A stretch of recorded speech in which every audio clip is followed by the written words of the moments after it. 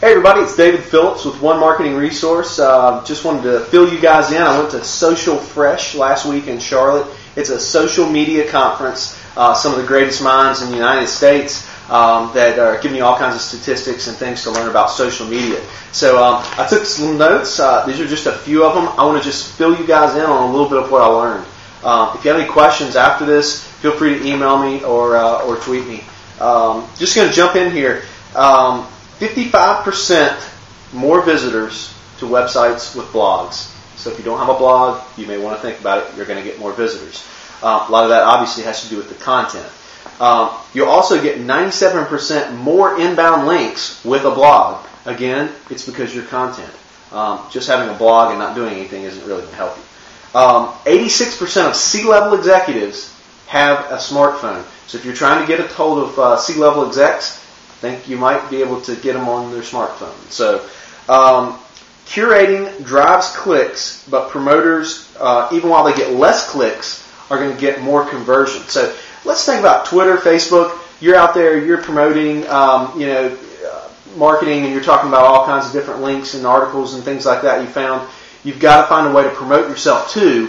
Otherwise, you're just going to get a lot of hits. You're going to get a lot of people clicking on your stuff, but they're not going to actually convert to anything that you will have that will make money. So make sure you promote yourself. Just don't do it too much. Maybe 1 out of 10 posts, something like that.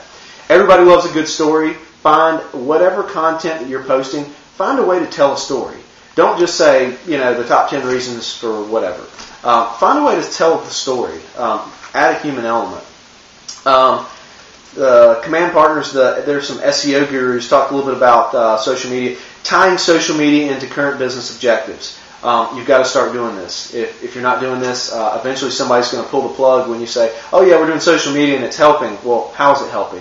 What is it actually doing? Tell me some results you're getting. If you're not tracking it, you're not going to be looking so hot. 52% of Americans are on social networks.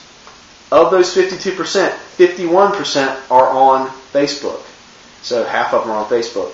Only 9% are on Twitter. So just think about that in your strategy. On Facebook, follow Lane Bryant and follow BB, B-E-B-E.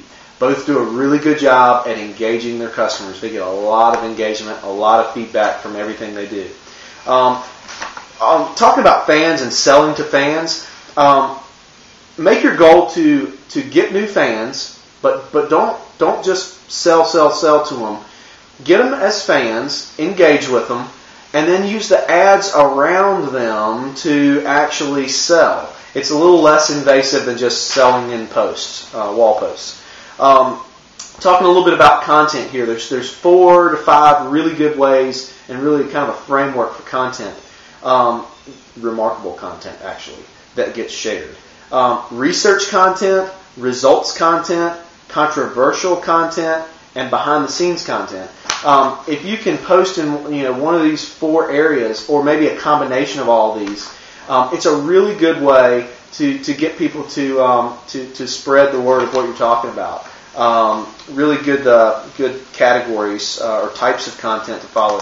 Teach while you sell. This is very, very important. You want to be able to teach, give information, give back, and then you can solve a problem instead of hard selling them. And that really comes down to finding out, hey, what problems do people need solved? And then figure out a way to give them that information and lead them back to your product. Don't pitch in emails. It just doesn't work as well when you're pitching all the time in emails, and we all get those emails. But find a way to talk about this problem that you can solve on a blog.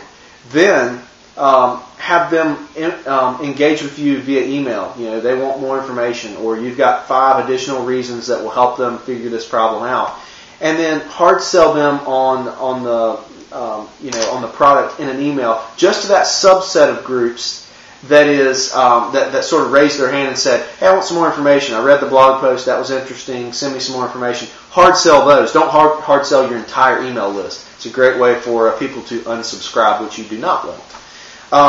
Train your employees on social media. A lot of employees, half of them aren't going to be on social networks and don't know or don't care. But it may really benefit your company for them to know. A perfect example with Lisa Hoffman at Duke Energy.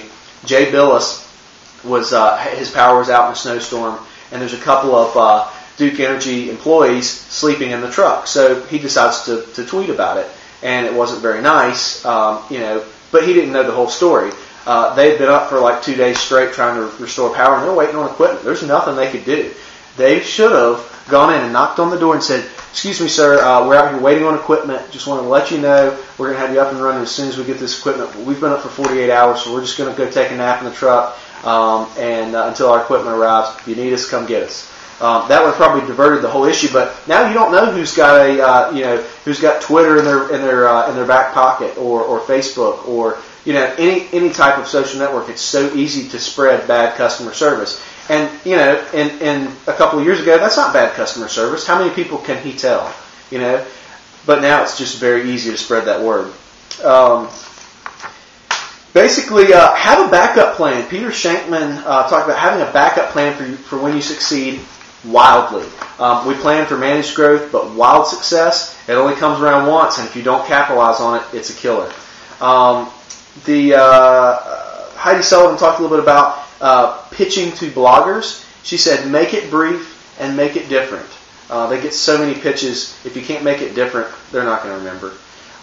James Andrew talked a little bit about making social a part of your events. So if you're doing events, if you've got a trade show or you've got a big event, find a way to make it a part of the event. Make this social, have signage. Let people know where and how to post. Make places for people to check in. Things like that.